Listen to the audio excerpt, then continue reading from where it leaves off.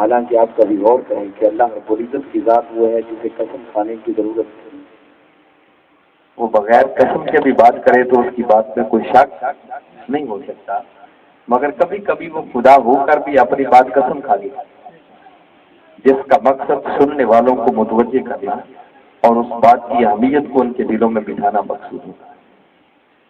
تو اللہ رب العزت نے اس مقام پر فرمایا والعصر، قسم ہے زمانے جو گزرتا جا رہا ہے مگر انسان کو اس کے گزرنے کا احساس نہیں،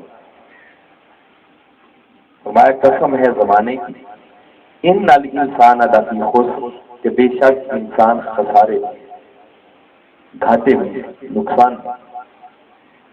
جیسے جیسے وقت بیتتا جا رہا ہے انسان ہر لمحے خسارے کی طرف، مگر ہر شخص خسارے میں جانے والا نہیں۔ فرمایا کہ ایسے میں کچھ ایسے بھی ہیں کہ جو وقت گزرنے کے ساتھ ساتھ خسارے والے نہیں بلکہ وہ ہر لمحے نفع پانے والے ہیں۔ وہ کون سے ہیں؟ فرمایا الا الذین آمنوا وعملوا الصالحات، وہ لوگ جو ایمان لے آئے اور جنہوں نے نیک اور صالح اعمال کو اپنا وسیلہ اور شعار بنایا، اچھے اعمال کرنا شروع کر۔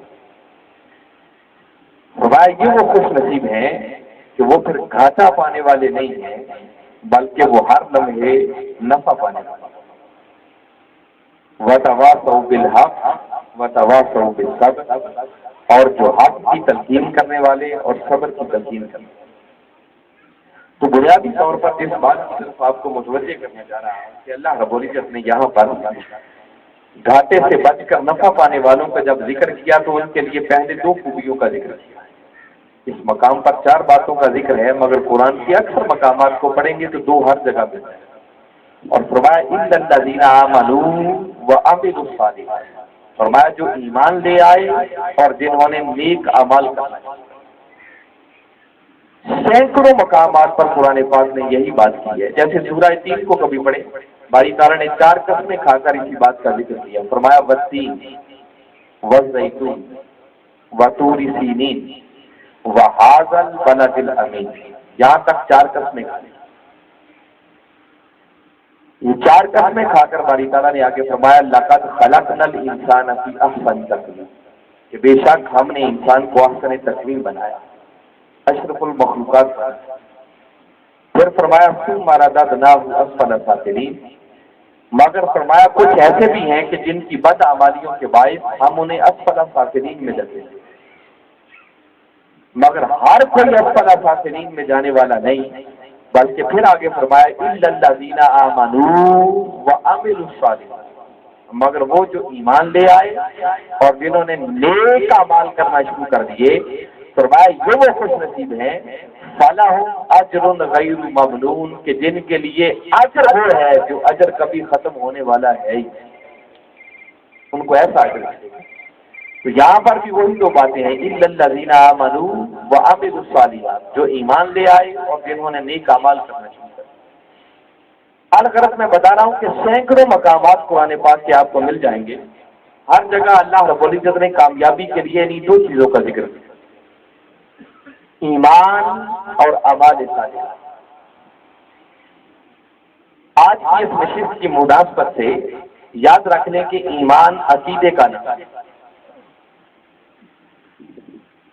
خواہ وہ عقیدے کا تعلق اللہ پر ایمان لانے سے ہو، اس کے رسولوں پر ایمان لانے سے ہو، ان کی کتابوں پر ایمان لانے سے ہو، قیامت کے دن پر ایمان لانے سے ہو، یا اور جتنے عقائد پائے جاتے ہیں ان سارے عقیدوں کا تعلق اسی ایمان کے ساتھ۔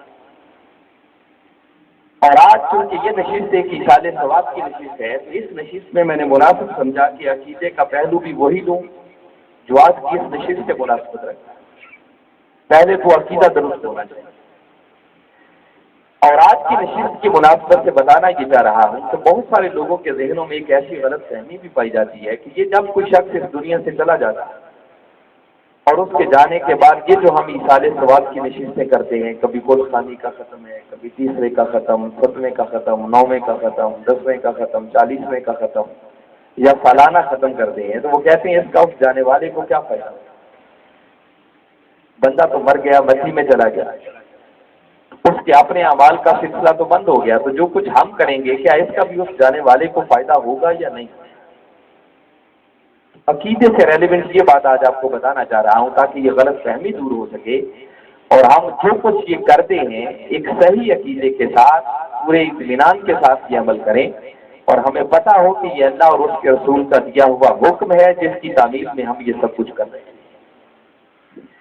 اس بات کو سمجھنے کے لیے کہ جب کوئی شخص دنیا سے چلا جائے تو جو کچھ ہم پیچھے کرتے ہیں اس کا فائدہ اس جانے والے کو ہوتا ہے یا نہیں ہوتا، اس کے لیے پہلی بات سمجھنے والی یہ ہے کہ اس بات پر غور کریں کہ جب کوئی شخص موت کے دروازے سے گزر جاتا ہے اور ہم اسے قبر میں ڈالا، تو قبر میں جانے کے بعد کیا وہ شخص ہمیشہ کے لیے مر کے مٹی ہو جاتا ہے یا وہ قبر میں بھی زندہ رہتا ہے؟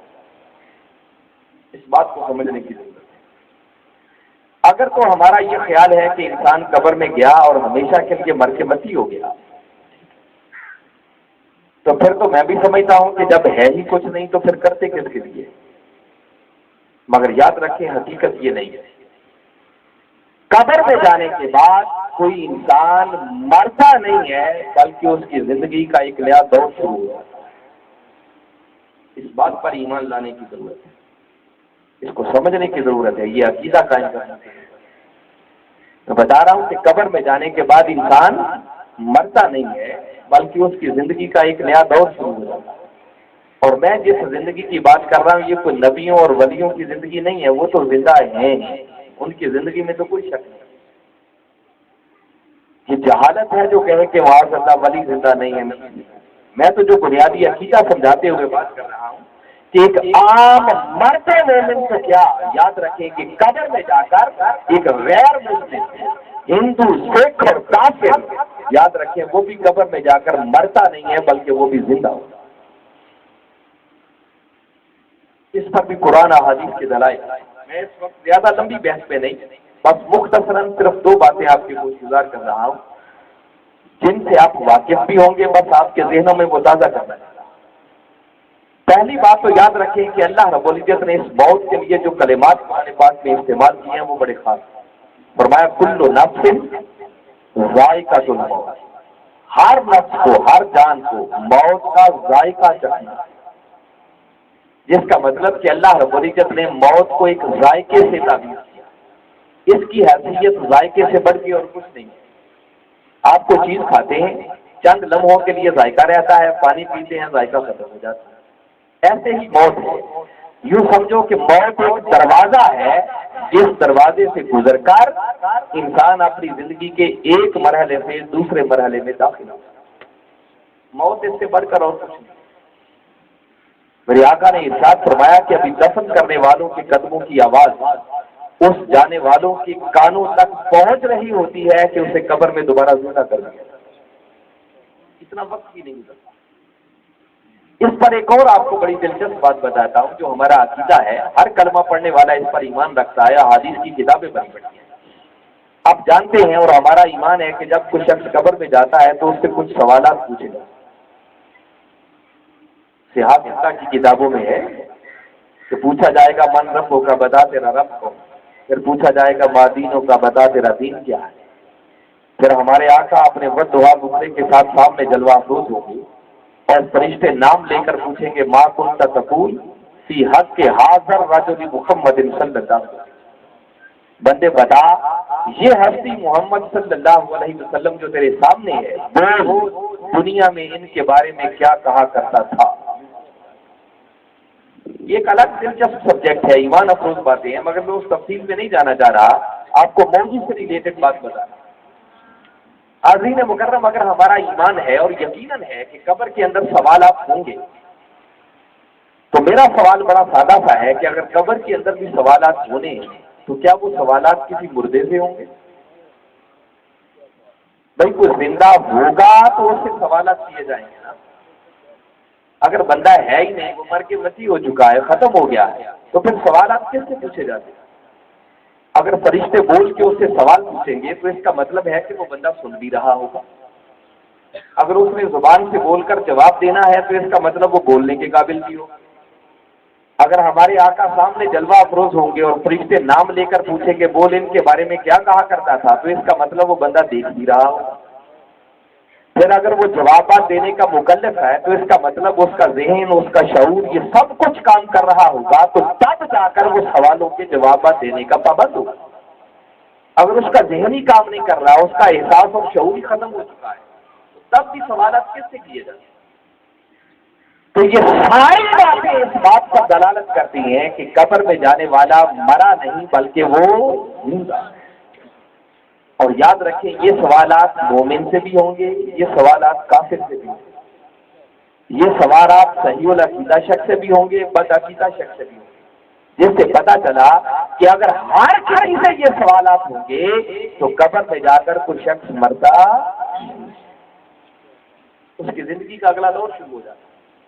اور اگر کسی کے ذہن میں خیال آئے کہ بھئی 3 سوال ہونے ہیں، ممکن ہے 2 منٹ، 3 منٹ، حد 5 منٹ لگ جائے، تو 5 منٹ کے لیے زندہ ہوتا ہو، پھر مر کے ختم ہو جاتا۔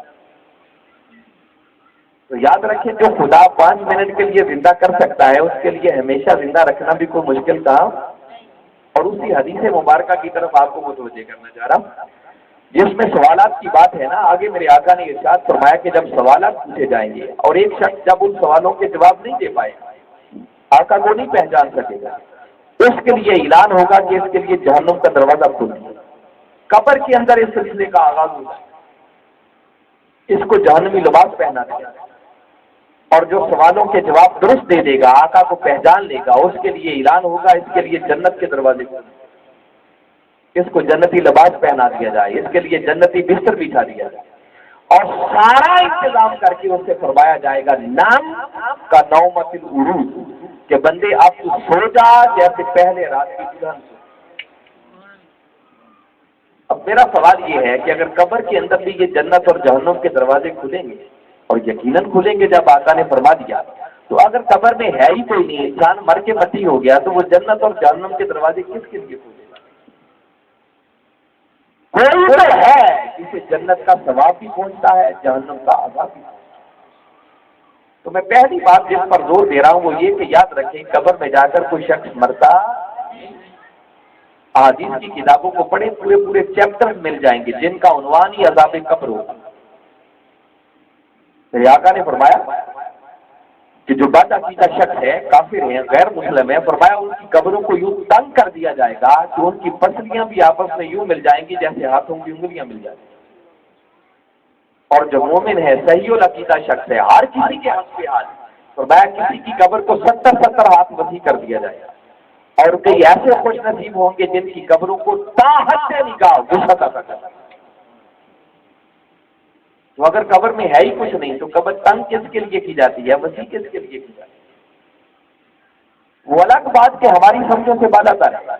باری تعالیٰ نے اسی قرآن میں فرمایا ہے نا، وَلَا تَقُولُوا لِمَن يُقْتَلُ فِي سَبِيلِ اللَّهِ أَمْوَاتٌ بَلْ أَحْيَاءٌ وَلَٰكِن لَّا تَشْعُرُونَ۔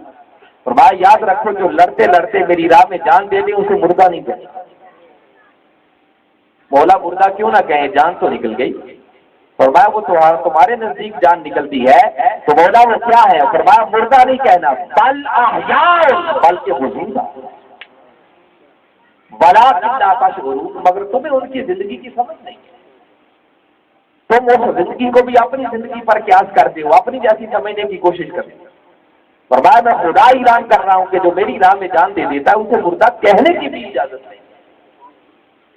اور دوسرے مقام پر تو یہاں تک فرمایا لا تحسبن الذین قتلوا فی سبیل اللہ اموات، فرمایا مردہ کہنا تو بڑی دور کی بات ہے، جو میری راہ میں جان دے دے، فرمایا اسے کبھی مردہ گمان بھی نہ کرے۔ فرمایا وہ زندہ ہے، وہ رزق دیے جاتے ہیں۔ جیسے یہاں باری تعالیٰ نے فرمایا وہ زندہ ہے مگر تمہیں ان کی زندگی کی سمجھ نہیں ہے، شعور نہیں ہے، ایسے ہی یاد رکھے ہر قبر میں جانے والا اس کو زندگی ملتی ہے، مگر زندگی میں فرق ہے۔ مومن کی قبر جنت کے باغات میں سے ایک باغ بن جاتی ہے، اور کافر اور بد عقیدہ شخص کی قبر جہنم کے گڑھوں میں سے ایک گڑھا بن جاتی ہے، مگر زندہ ہوتی ہے۔ اور اگر کسی کے ذہن میں خیال آئے کہ میں نے جو عذاب قبر سے استدلال کیا تو کئی لوگ ایسے بھی ہیں جن کی قبریں بنتی نہیں، مثلا کوئی سمندر میں ڈوب گیا، اسے مچھلیاں کھا گئی، اس کا عذاب قبر کیسے ہوگا؟ کئی غیر مسلم ایسے ہیں وہ اپنی میتوں کو جلا دیتے ہیں، جلا کر ان کی رات دریاؤں میں بہا دیتے ہیں، ان کا عذاب قبر کا نظام کدھر گیا؟ پھر اپنے ذہنوں میں یہ بات محفوظ کر لیں کہ قبر کے عذاب اور ثواب کے لیے یاد رکھیں اس ظاہری جسم کا ہونا ضروری نہیں، یہ ہو تب بھی نہ ہو تب بھی انسان کو راحت بھی پہنچ سکتی ہے، اس کو عذاب بھی پہنچ سکتی ہے۔ میں اس کی ایک سادہ سی مثال دیتا ہوں جس سے یہ بات آپ کو سمجھ آ جائے گی۔ آپ دیکھیں زندگی میں کبھی نہ کبھی انسان کو ایسی باتوں سے بھی واسطہ پڑتا ہے۔ آپ کبھی سوئے ہو، انسان کوئی ڈراؤنا خواب دیکھ رہا، کوئی درندہ اس کے پیچھے لگا ہوا، وہ آگے آگے بھاگ رہا ہے، اچانک کوئی درندہ جب اس پہ جبڑتا ہے تو انسان کی ڈر کے مارے چیخیں نکل جاتی ہیں، اور اگر اس وقت اس کے پاس کوئی شخص بیٹھا ہو تو اس کی چیخوں کو سنتا بھی ہے، اس کے جسم کو ایک پسینہ آ جاتا ہے اور وہ اٹھ کے بیٹھ جاتا ہے۔ حالانکہ آپ دیکھیں کہ ظاہری طور پر اس کے جسم کے ساتھ کچھ بھی نہیں ہوا، وہ اپنی کارروائی بھی لیتا ہے، مگر ایک پوری تکلیف کی کیفیت اس کے جسم پر وارد ہوتی ہے۔ تو جسم کے ساتھ کچھ نہ ہونے کے باوجود بھی انسان کو تکلیف کا ہے۔ اور دوسری طرف اس ماڈرن دور میں دیکھیے آج ڈاکٹر حضرات جب سرجری کرتے ہیں، آپریشن کرتے ہیں، ایک انجیکشن لگاتے ہیں، بندے کی حس ختم کر دیتے ہیں، اب اس کی آنکھوں کے سامنے اس کے جسم کو چیرتے ہیں، پھاڑتے ہیں، مگر اسے تکلیف نہیں ہوتی۔ تو پتہ چلا اس جسم کا ہونا ضروری نہیں ہے، یہ ہو تب بھی نہ ہو تب بھی اس کا نظام ایسا ہے کہ تکلیف بھی پہنچتی ہے، راحت بھی پہنچتی ہے۔ لیکن اگر کوئی بزد ہو کہ نہیں اس جسم کا ہونا ہی ضروری ہے تو یاد رکھیں اللہ کی ذات وہ ہے جس کی شان ہے ان اللہ علی کل شیء قدیر، وہ ہر چیز پر قادر ہے۔ تو دوستو اگر وہ نہ ہونے سے ہمیں پیدا کر سکتا ہے تو ہمارے بکھرے ہوئے اجزاء کو ملا کے دوبارہ زندہ کرنا اس کے لیے کوئی مشکل کام نہیں ہے۔ بس جو شخص جہاں مرتا ہے وہیں اس کی قبر بنتا ہے، اس کا ایک اپنا نظام۔ حضرت زکریا علیہ السلام اللہ کی بارگاہ میں دعا کرتے رہے، مولا بیٹا عطا کر، بیٹا نہیں عطا کے بارے میں وہ دعا پینڈنگ ہوتی رہی، مؤخر ہوتی رہی، اور بالآخر جب حضرت مریم علیہ السلام کے حجرے میں کھڑے ہو کر ایک دن دعا مانگی کہ مولا اگر مریم کو بے موسم پھل عطا کر سکتا ہے اس بند کمرے میں تو کیا ہوا، میں پورا ہو چکا، اس بڑھاپے کی عمر میں مجھے بھی بیٹا عطا کر۔ ابھی وہ قدموں سے ہٹنے نہیں پائے تھے کہ اللہ نے خوشخبری بھیجی کہ زکریا جا تجھے مبارک ہو، تیرے گھر بیٹا ہوگا، اس کا نام یحییٰ رکھنا۔ بڑھاپے کی عمر میں خوشخبری دے دی، نبی تھے، یقین تھا، مگر پھر بھی بڑی حیران ہوئے، تعجب ہوا کہ مولا میں اس قابل نہیں ہوں، بیوی اس قابل نہیں ہے، بچہ کہاں سے ہو جائے؟ تو جواب ملا کہ زکریا کیا میری قدرت پر یقین نہیں ہے؟ اگر میں آدم علیہ السلام کو بغیر ماں باپ کے پیدا کر سکتا ہوں تو تم دونوں سے نئی جان کو پیدا کرنا تو میرے لیے کوئی مشکل نہیں۔ کبھی سورہ یاسین کو پڑھے، باری تعالیٰ نے کافروں کو، انکار کرنے والوں کو وہاں ایسے ہی جواب دیا، جو اس بات پر تعجب کرتے ہیں کہ مرنے کے بعد دوبارہ کیسے زندہ کیا جائے۔ فرمایا دارا والا نہ مسئلہ وناسی یا خلقہ، فرمایا ہمارے لیے مثالیں دیتا ہے اور اپنی تخلیق کو بھول جاتا ہے۔ کالا من یحیی العظام وہی رمیم، اور کہتا ہے کہ جب ہڈیاں گل سڑ جائیں گی تو کون انہیں زندہ کرے گا؟ باری تعالیٰ نے فرمایا اے میرے محبوب انہیں بتا دو، فرمایا انہیں دوبارہ وہی زندہ کرے گا جس نے انہیں پہلی بار پیدا کیا۔ نعرہ تکبیر، اللہ اکبر، نعرہ رسالت، نعرہ حیدری، نعرہ غوثیہ۔ فرمایا جو خدا پہلی بار پیدا کر سکتا ہے اس کے لیے دوبارہ زندہ کرنا کو مشکل کام۔ تو پہلی بات میں اب تک یہ آپ تک پہنچانے کی کوشش کر رہا ہوں کہ اس عقیدے کو اپنے ذہنوں میں بٹھا لیں کہ قبر میں جا کر کوئی شخص مرتا، اس کی زندگی کا اگلا دور شروع۔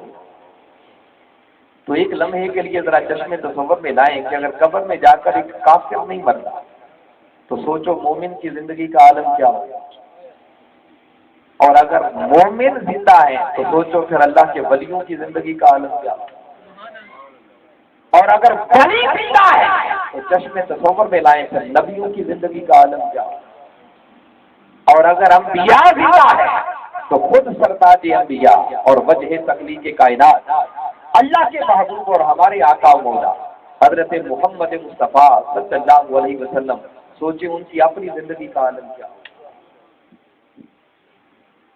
ان کے بارے میں کوئی سوچے کہ معاذ اللہ وہ اس دنیا سے چلے گئے، مر کے مٹی ہو گئے، تو اس سے بڑی نادانی اور جہالت ہو گئی۔ میں آپ کو ایک بڑی دلچسپ اس پر قرآن پاک کی ایک مثال دیتا ہوں۔ ابھی سورہ 3 کی آیات میں پڑھا، باری تعالیٰ نے فرمایا ان الذین آمنوا وعملوا الصالحات، فرمایا جو ایمان لے آئے اور نیک کام کرنا شروع کر دیں، فرمایا یہ وہ خوش نصیب ہیں فلہم اجر غیر ممنون، فرمایا جن کو ہماری بارگاہ سے اجر ملے گا، وہ اجر کبھی ختم ہونے والا ہے ہی نہیں۔ یہ کام بندے کی بات ہو رہی ہے، فرمایا جو صاحب ایمان ہو اور جو نیک اعمال کرنے والا، تو باری تعالیٰ قرآن میں فرما رہے ہیں کہ اس بندے کو ہماری بارگاہ سے اجر وہ ملے گا جو اجر کبھی ختم ہونے والا۔ ایک لمحے کے لیے سوچو کہ اگر کسی بندے کو اجر ایسا مل جائے جو اجر کبھی ختم ہی نہیں ہوگا، اب اجر تو وہ مل جائے جو اجر ختم نہ ہو، اور جس بندے کو اجر ملنا ہے وہ بندہ ختم ہو جائے، تو سوچیں اس بندے کو ایسا اجر دے کے کرنا کیا؟ ارے اگر اجر ایسا ملے گا جو اجر کبھی ختم ہونے والا نہیں ہے، تو جس بندے کو ایسا اجر ملے گا، یاد رکھیں وہ بندہ بھی کبھی ختم ہونے والا نہیں ہے۔ اس کا مطلب وہ بندہ بھی پھر ہمیشہ ہمیشہ رہنے والا، تبھی جا کر تو اس کو ایسا اجر دینے کا کوئی فائدہ ہوگا۔ اور یہ اجر کس کو ملے گا؟ جس میں صرف دو خوبیاں ہوں، کہ وہ صاحب ایمان ہو اور اعمال صالحہ کرنے والا۔ ایمان کیا ہے؟ یاد رکھیں ایمان نام ہی نبی کی ذات سے محبت کا۔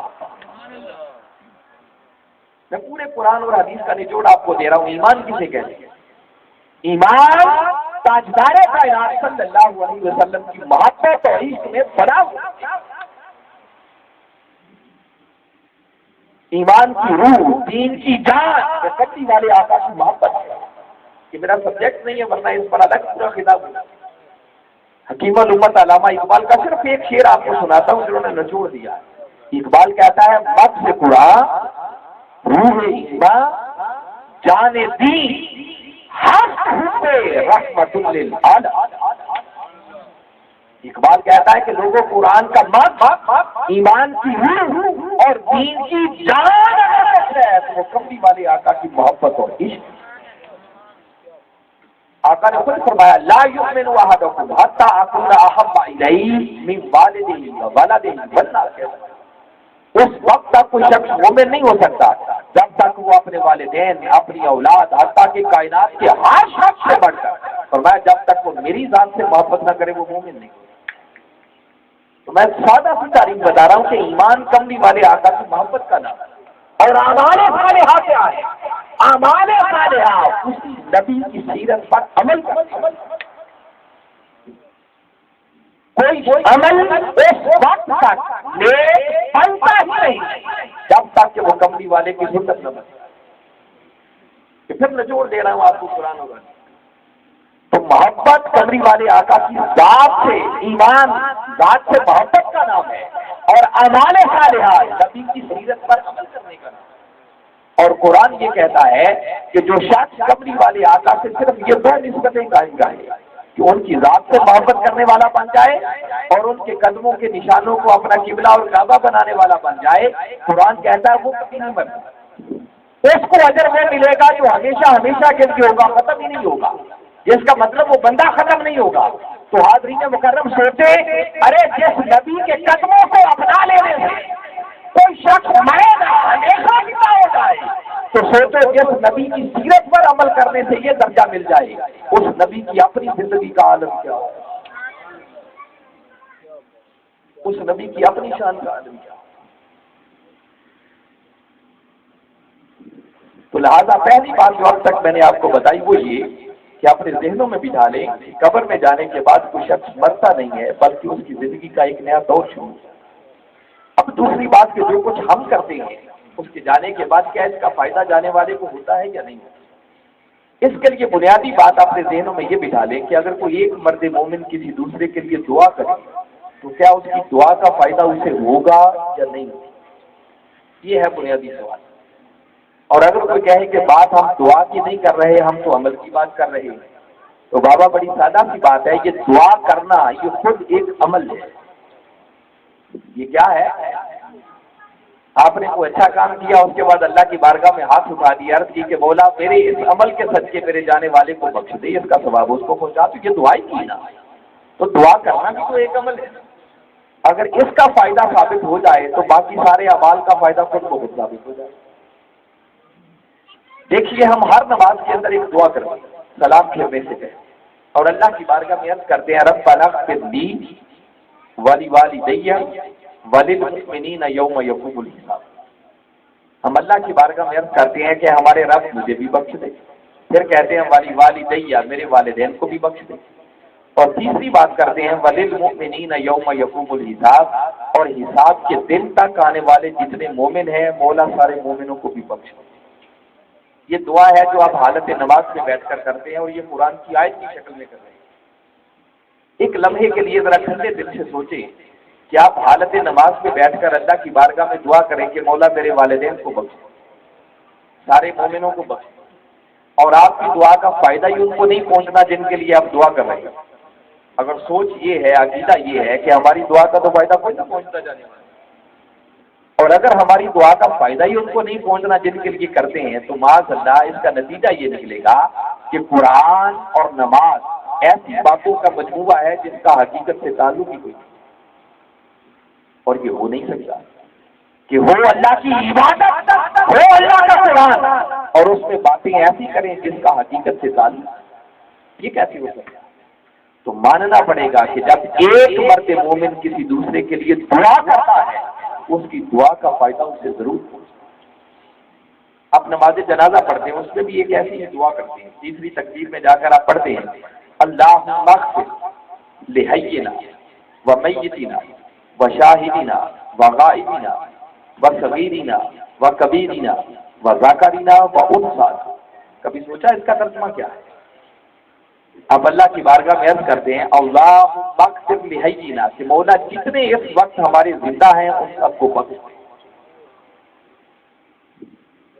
دعا بخشش کی صرف جانے والوں کے لیے نہیں کی جاتی، اس سے ثابت ہوا کہ جو دنیا میں زندہ ہوں ان کے لیے بھی دعا کی جاتی ہے۔ ومیتنا، اس کا مطلب مولا جتنے پردہ کر چکے ہیں ان سب کو بھی بخش دے۔ پھر کہتے ہیں وشاہدنا وغائبنا، مولا جتنے ہمارے اس وقت حاضر ہیں انہیں بھی بخش دے، جو اس وقت یہاں حاضر نہیں ہے غائب ہے مولا ان کو بھی بخش دے۔ وصغیرنا وکبیرنا، اس کا مطلب ہے کہ مولا جتنے ہمارے چھوٹے ہیں انہیں بھی بخش دے، جتنے بڑے ہیں انہیں بھی بخش دے۔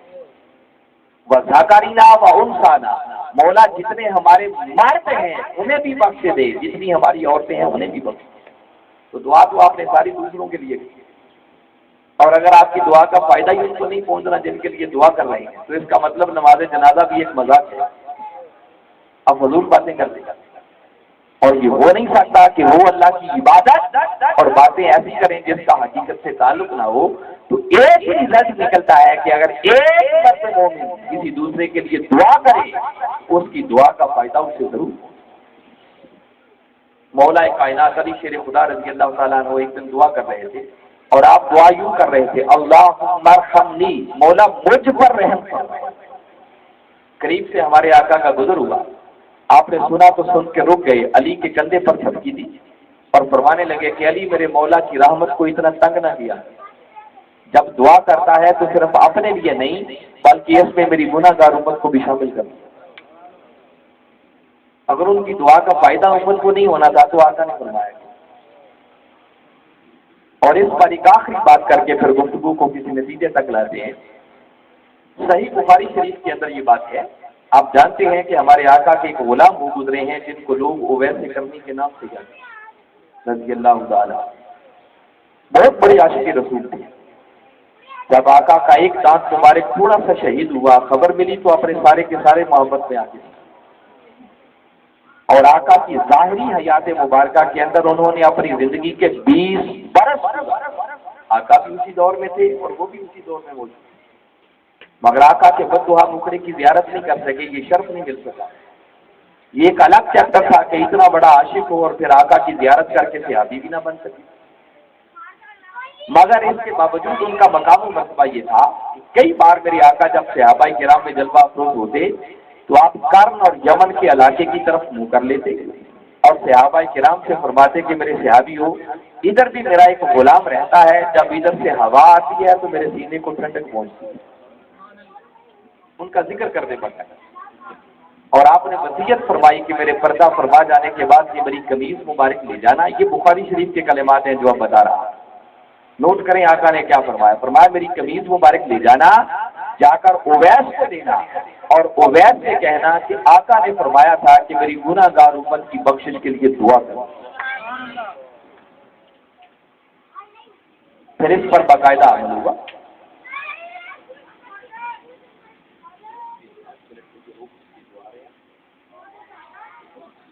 بھائی رک جائیں، ابھی 5 منٹ کے لیے رک جائیں۔